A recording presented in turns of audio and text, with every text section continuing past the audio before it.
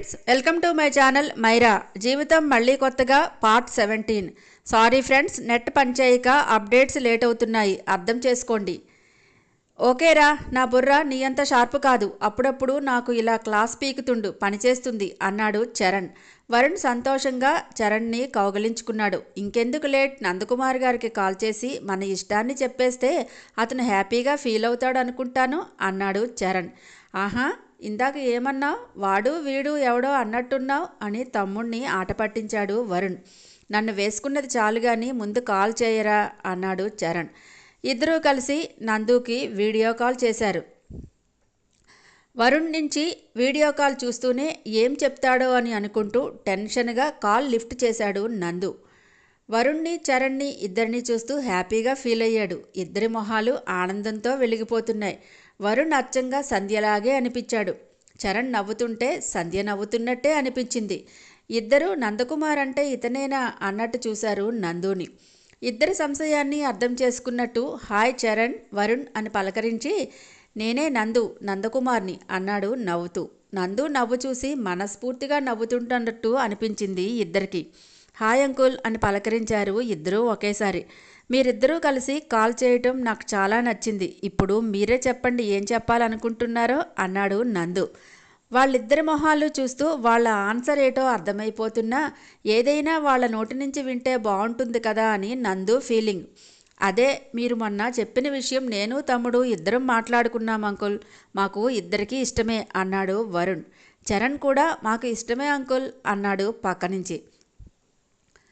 నందుకి చాలా ఆనందంగా అనిపించింది. తమ పిల్లలకి చెప్పినంత ఈజీగా చరణ్తో వరుణ్తో మాట్లాడలేనేమో అనుకున్నాడు. కాదంటారేమోనని ఈ 2 రోజులుగా మనసులోనే మదనపడుతూ ఉండిపోయాను. ఇప్పుడు గుండెల మీద నుంచి కొండంతా బరువు దిగిపోయినట్టు అనిపించింది. Thank you so much guys, మీరిద్దరూ ఇంత తొందరగా ఒప్పుకుంటారని నేను అస్సలు ఎక్స్పెక్ట్ చేయలేదు అన్నాడు నందు సంతోషంగా. ఇప్పుడు నెక్స్ట్ ఏం చేయాలో మీరే చెప్పండి అంకుల్ అన్నాడు చరణ్. మీరు ఎప్పటిలాగే మీ మమ్మీకి ఫోన్ చేసి మాట్లాడుతూ ఉండండి. మీకు తెలిసినట్టుగా కానీ నేను మీకు ఫోన్ చేసినట్టుగా అస్సలు సంధ్యతో చెప్పొద్దు. నేనే మెల్లగా చెప్పాలనుకుంటున్నాను. ప్లీజ్, మీకు ఇష్టమే కదా అన్నాడు. ఈ క్షణం నుంచి మీరు ఎలా చెప్తే అలాగే చేద్దాం, కానీ మమ్మీ అన్న మాట విన్నది అంటే మాత్రం చంపేస్తుంది అన్నాడు వరుణ్ నవ్వుతూ. అమ్మ అని పిలిస్తేనే అమ్మకి చాలా ఇష్టం అన్నాడు చరణ్. సో స్వీట్ అన్నాడు నందు. మేము ఎప్పుడు ఏం చేయాలో మీరు చెప్పేయండి అన్నారు ఇద్దరూ కోరస్గా. నందు చాలాసేపు చరణ్తో వరుణ్తో మాట్లాడాడు. వాళ్ళు ఎక్కడ జాబ్ చేస్తున్నారో కనుక్కున్నాడు. అల్లుళ్ళది గీతిక, మౌనిక ఫోన్ నెంబర్లు కూడా ఇచ్చారు. చరణ్, వరుణ్ ఇద్దరూ తమ ఇష్టాన్ని ఇష్టంగా చెప్పటం నందుకి చాలా నచ్చింది. నందుని చూడగానే ఇద్దరికీ ఉత్సాహం వచ్చింది.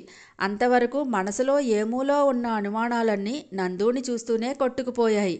అమ్మకి కరెక్ట్ పెయిర్ అనుకున్నారు. నందు ఇద్దరితో చాలాసేపు మాట్లాడాడు. వాళ్ళ ఉద్యోగాలు, ప్యాకేజ్ వివరాలు, సేవింగ్స్ అన్నీ నందుతో అరమరికలు లేకుండా పంచుకున్నారిద్దరు. నందు మాటల ప్రభావమేమో ఇద్దరిలో కాసేపటికి కొత్త పూర్తిగా పోయి ఎప్పటి నుంచో అలవాటైన మనిషితో మాట్లాడుతున్నట్టుగా అనిపించింది ఇద్దరికి. సంధ్య హెల్త్ గురించి మాట్లాడుతుంటే ఇద్దరూ శ్రద్ధగా విన్నారు. అంకుల్, మాకు రిపోర్ట్స్ పంపించండి, మేము కూడా ఇక్కడ డాక్టర్స్కి ముందుగానే చూపిస్తామన్నారు. నందకుమార్ తన పిల్లల గీతిక, మౌనిక గురించి చెప్పాడు. వాళ్ళ ఫోన్ నెంబర్స్ కూడా అడిగి తీసుకున్నారు వరుణ్, చరణ్. నందు పెట్టేసే ముందు చరణ్ ఉత్సాహంగా ఈసారి మళ్ళీ కలిసినప్పుడు మేమందరం కలిసి మీకు వీడియో కాల్ చేస్తాము అన్నాడు. అంటే మీరు తొందరలోనే గీతుని, మౌనిని కలుస్తున్నారా అని అడిగాడు నందు. ఇంకా ఎందుకు లేటు, కలవాలి కదా అన్నాడు చరణ్ ఉత్సాహంగా. వరుణ్, చరణ్ ఇద్దరిది సంధ్యలాగే కలుపుకుపోయే మనస్తత్వమే అని మురిసిపోయాడు నందు. నలుగురు మరోసారి నందుని వీడియో కాల్లో కలుస్తామని ఒకరికి ఒకరు చెప్పుకున్నారు. వరుణ్, నేను అమ్మ దగ్గరికి వెళుతున్నాను రేపే అన్నాడు నందు. అంకుల్, ముహూర్తాలు పెట్టి మాకు చెప్పండి, మేమంతా కలిసి ఒకేసారి వస్తాం ఇండియాకి అన్నారు పిల్లలిద్దరూ. నందుకి చాలా ఆనందంగా అనిపించింది. వరుణ్ణి చూసి లవ్ యూ కిడ్స్, నిజంగా నాకు చాలా హ్యాపీగా ఉంది. ఇంతలా మా పిల్లలు నలుగురు మమ్మల్ని అర్థం చేసుకుంటారని, మాకు తోడుగా ఉంటారని అనుకోలేదు. చాలా ఎమోషనల్గా అన్నాడు నందు. అంకుల్ ప్లీజ్, అమ్మ హెల్త్ గురించి మీరు చెప్పినప్పుడు అమ్మ దూరమైపోతున్నట్టే అనిపించి చాలా బాధపడ్డాను నేను. మీ నిర్ణయం విన్న తర్వాత అమ్మకి ఆనందం ఇవ్వటానికి మీరు ముందుకు వస్తుంటే మాకు కూడా మీతో పాటు అడుగేయాలని అనిపించింది. ఇంతమంది తన చుట్టూ ఉన్నారంటే మాకు కూడా హ్యాపీగా ఉంది. తప్పకుండా అమ్మ మీరు పెళ్లి చేసుకున్న తర్వాత ఇక్కడికే వచ్చేయండి. ఎక్కువ టైము తీసుకోవద్దు. దానికోసం ముందుగానే మీరు మీ ఆఫీస్లో లాంగ్ లీవ్ కోసమో లేదా ఇంకేం చేయాలో చూడండి, లేదా విఆర్ఎస్ తీసేసుకోండి అన్నాడు చరణ్ మధ్యలో అందుకొని. చరణ్, నువ్వు కొంచెం ఫాస్ట్గా ఆలోచిస్తావు కదూ అన్నాడు నందు నవ్వుతూ. చరణ్ సిగ్గుగా తలదించేసుకున్నాడు కానీ వరుణ్ మాత్రం అవునవును చాలా ఫాస్ట్ కొన్ని విషయాల్లో అన్నాడు కాసేపటి క్రితం తామిద్దరి మధ్య జరిగిన కన్వర్జేషను గుర్తు తెచ్చుకొని. మీకు అమ్మకి పాస్పోర్ట్ లాంటి వాటిని ముందే రెడీ చేసుకోండి అన్నాడు చరణ్. మేము ఇక్కడికి వచ్చినప్పుడే అమ్మకు పాస్పోర్ట్ చేయించేశాము అంకుల్ అన్నాడు. నాకు కూడా పిల్లలు చేయించారు వరుణ్ అన్నాడు నందు. అమ్మ అడ్రస్ ఒకసారి సెండ్ చేయి అని అడిగాడు నందు. మీకు తెలిసిందే కదా అంకుల్, కొత్తగా అడ్రస్ అంటూ ఏమీ లేదు. ఫస్ట్ నుంచి అమ్మ మేమంతా అక్కడే ఉన్నాం, అదే స్కూల్, ఏం మారలేదు అన్నాడు Varun. Okay uncle, we are waiting for your happy call, bye అంటూ కట్ చేశారు. నందు అయితే వరుణ్ చరణ్తో ఏదైనా ప్రాబ్లం ఉంటుందేమో అనుకున్నాడు. అలాంటిదేమీ లేకపోవటంతో హాయిగా ఊపిరి పీల్చుకున్నాడు. వచ్చేస్తున్నాను సంధ్య అనుకున్నాడు మనసులోనే. ఇప్పుడు నేను వైజాగ్లో ఉంటున్నానని చెప్పింది సంధ్య, రాక్షసి. తనకి ఏం కావాలో తీసుకుని చక్కగా వెళ్ళిపోయింది. ఎక్కడ ఉంటున్నది కూడా అబద్ధమే చెప్పిందన్నమాట అని ముద్దుగా విసుక్కున్నాడు సంధ్యని తలుచుకొని. తన గురించి నేను తెలుసుకోకూడదని, మళ్ళీ కలుసుకోకూడదని నాతో అబద్ధం చెప్పిందన్నమాట అని అనుకున్నాడు నందు. నందు దగ్గర నుంచి వచ్చిన తర్వాత ఇంకా లీవులు మిగిలిపోవటంతో సంధ్య ఇంట్లోనే ఉండిపోయింది. ప్రతి క్షణం మనసు తనువు రెండూ నందు నందు అంటూ కలవరిస్తున్నాయి. నందు సామీప్యాన్ని కోరుకుంటున్నాయి. నందు దగ్గరికి వెళ్ళకముందు లైఫ్ మీద ఒక క్లారిటీ ఉంది. దేని మీద ఆసక్తి లేదు. ఒక్కసారి నందుని దూరం నుంచైనా చూసి వచ్చేయాలని అనుకున్నాను. దేవుడు కరుణించి వరం ఇచ్చినట్టు వారం రోజులు నన్ను నేను మరిచి నందుతో ఉండిపోయాను. ఎక్కడికి వెళ్ళిపోయానని అనుకుంటున్నావా నందు? మళ్ళీ మోసం చేశానని అసహ్యించుకుంటున్నావా నన్ను? బాధగా కళ్ళు మూసుకుంది సంధ్య. దూరంగా ఉన్న సాగరం ఘోష పెడుతోంది తన మనసులాగే. నందు, నిన్ను మోసం చేయలేదు, చేయలేను కూడా. నన్ను నేనే మోసం చేసుకుంటున్నాను. కొన్ని వదులుకుంటేనే ముందుకు వెళ్ళగలం. ఏ బాధ అయితే నీ భార్య నీకిచ్చిందో అదే బాధని మళ్ళీ నీకివ్వాలని అనిపించలేదు నందు. అందుకే మౌనంగానే నాకేం కావాలో తీసుకొని వెనక్కి వచ్చేశాను. నీతో ఉంటే నన్ను నేనే మర్చిపోయాను నందు. అందరూ అంటారు సంతోషపెట్టే విషయాలే గుర్తు చేసుకోవాలని, బాధ పెట్టే విషయాలని వెనక్కి తోసేయాలని చెప్తూ ఉంటారు. ఇప్పుడు నాకన్నీ ఆనందం కలిగించే విషయాలే, కానీ అవే ఇంకా కావాలని మనసు మరీ మరీ కోరుకొని మరింత మనసును బాధ పెట్టుకుంటున్నాను. నీతో ఉన్న ఈ వారం రోజుల జీవితం నాకు ఆనందాన్ని, బాధని ఒకేసారి కలిగిస్తోంది నందు. ప్రతి ఉదయం నిన్ను చూడటం, నీతో మాట్లాడటం, నీతో కలిసి తిరగటం, రేపటి గురించిన భయం లేకుండా, నాకేమవుతుందో అనే చింత లేకుండా, అసలు నేను అనే వేరే ఆలోచనే లేదు నందు. నీ భుజం మీద తలవాల్చుకుంటే ఏదో చెప్పలేని భరోసా. నీతో ఉన్న వారం రోజులకే నా అంచనాలు తారుమారు అయిపోయాయి. రోజు నువ్వు పడుకునే వరకు ఎదురుచూసి అప్పుడు లేచి నిన్ను చూస్తూ గడిపేసేదాన్ని. మళ్ళీ నిన్ను చూడగలనా నందు? సంధ్య ఆలోచనల నిండా నందు నిండిపోయాడు. కళ్ళు మూసినా తెరిచినా నందుయే.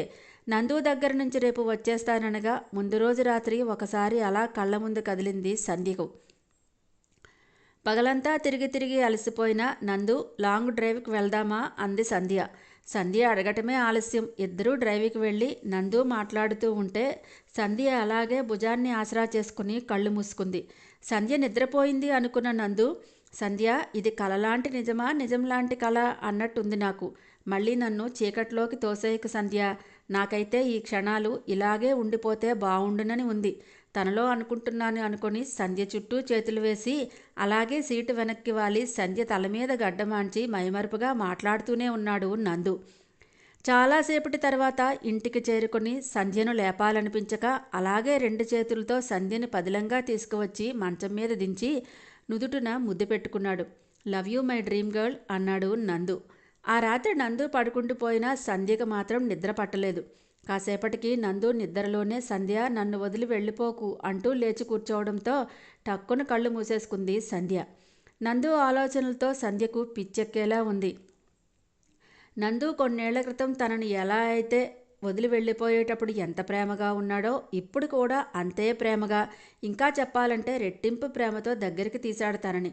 Love you my dream girl. ఈ మాట మర్చిపోలేకపోతున్నా నందు. నందుని తలుచుకుంటుంటే బాధగా అనిపించింది. నందు దగ్గర ఉండగా ఏదీ గుర్తుకు రాలేదు. ఇంటికి వచ్చాక ప్రతి దగ్గర నందుయే కనబడుతున్నాడు. నాకు క్యాన్సర్ అని తెలిసినప్పుడు కూడా ఇంత బాధ అనిపించలేదు నందు. నీకు దగ్గరగా ఉంటే ప్రపంచాన్ని మర్చిపోతాను, నీకు దూరంగా ఉంటే నన్ను నేనే మర్చిపోతున్నాను. సంధ్య 2 చేతులతో తల పట్టుకుంది. ఆలోచనలతో తల పగిలిపోయేలా ఉంది. దూరంగా సముద్రంలో అలలు తీరాన్ని కౌగలించుకోవాలని ఆరాటపడుతున్నాయి. వచ్చినట్టే వచ్చి తాకి అంతలోనే వెనక్కి వెళ్ళిపోతున్నాయి. నాకు క్యాన్సర్ అని తెలిసినప్పుడు నిన్ను ఒక్కసారి చూసి వచ్చాక నేనేమైపోయినా పర్వాలేదని అనుకున్నాను. కానీ ఇప్పుడు ఏమనిపిస్తుందో తెలుసా నందు? నా ఆఖరి క్షణాల్లో నువ్వు నా దగ్గర ఉండాలని కోరుకోవటం లేదు. నిన్ను చూసిన ఆ ఒక్క క్షణమైనా అదే నా ఆఖరి క్షణం కాలేనందుకు ఇప్పుడు ప్రతి క్షణం చస్తూ బ్రతుకుతున్నాను. బీరువా తెరిచి వరుణి ఇచ్చిన చీర గాజులు ప్రేమగా తడుముకుంది. మనసెరిగినవాడు ఇచ్చిన కానుకని చీర కట్టుకున్నప్పుడు నందు కళ్ళల్లో మెరిసిన మెరుపుని ప్రేమగా వాటిని మనస్ఫూర్తిగా గుండెలకి హత్తుకుంది. నీతో ఉన్న వారం రోజుల్లోనే నా ప్రపంచాన్ని పూర్తిగా మార్చేశావు నందు. నీ చూపుల్లో, నీ మాటల్లో, అసలు నీ ప్రజెన్స్లోనే ఏదో మ్యాజిక్ ఉంది. నన్ను నేను పూర్తిగా మర్చిపోయాను. ఇప్పుడు నాకు నీతో కలిసి బ్రతకాలని ఉంది.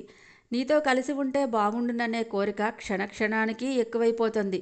ఇలా జరుగుతుందని తెలిస్తే నీ దగ్గరికి రాకుండానే ఇక్కడే ఆగిపోయేదాన్ని. ఎందుకు నన్ను ఇంత బలహీనురాలను చేస్తున్నావు నందు? నాకు నువ్వు నా బలం కావాలి కానీ నా బలహీనత కాకూడదు.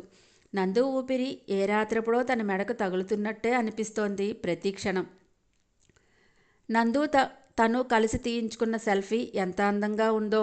ప్రేమను చూపించడానికి ఏ అడ్డు లేదు కదూ నందు. మనిద్దరి మధ్య పిల్లలు, సమస్యలు, వయసు ఏదీ అడ్డం కాలేదు నీకు నన్ను ప్రేమించడానికి. ఏం చేస్తున్నావు నందు? ఎలా ఉన్నావు? ఎక్కడికి వెళ్ళిపోయానా అని ఆలోచిస్తున్నావా? పూర్తిగా నా మీద నమ్మకాన్ని వదిలేసుకున్నావా? ఇన్నాళ్ల జీవితంలో నీ పేరుని ఇన్ని వందల వేలసార్లు జపించానో లెక్కే లేదు. నందు నందు అనుకుంటూనే ఉన్నాను.